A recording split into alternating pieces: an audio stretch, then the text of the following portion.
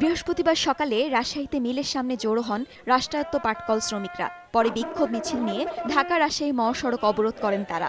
ন্যায্য দাবি সত্ত্বেও কর্তৃপক্ষ কোনো উদ্যোগ না নেয়ায় আন্দোলন অব্যাহত রাখার কথা জানান বক্তারা। বেতন নাই, আমাদের মজুরি কমিশন নাই, আমার ছেলে মেয়ে পড়াশোনা করতে পারে না। আমরা রাজপথ জয় করে রেখেছি।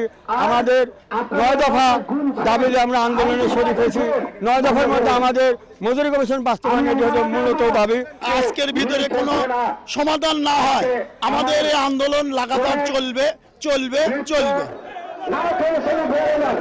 একই চিত্র খুলনাতেও। কাজে যোগ না দিয়ে মিছিল নিয়ে খালিশপুর নতুন রাস্তা মোড়ে গিয়ে আগুন জ্বালিয়ে বিক্ষোভ সমাবেশ করেন আন্দোলনরত শ্রমিকরা। এক পর্যায়ে খুলনা যশোর মহাসড়ক ও রেলপথ অবরোধ করে বিভিন্ন স্লোগান দেন তারা। এতে সড়ক ও রেলপথ যোগাযোগ বন্ধ হয়ে যায়। 5 বছর ধরে ঘুরাচ্ছে সরকার। আজ দি কাল দি লাস্টে একটা সময় দিয়েছিল এই মাসের 28 তারিখ একটা ফয়সালা করবে, কিন্তু তাও চলে গেছে।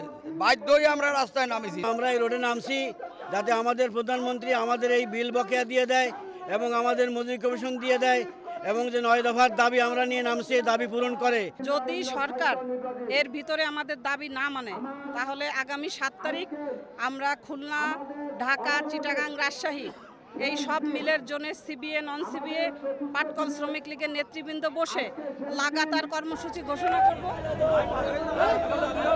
এছাড়া সিরাজগঞ্জ, চট্টগ্রাম ও নরসিংদীতেও মজুরি কমিশন বাস্তবায়ন ও বকেয়া বেতন পরিশোধ সহ 9 দফা দাবিতে আন্দোলন করছেন পাটকল শ্রমিকরা। ইসমাত জাহান, সময় সংবাদ।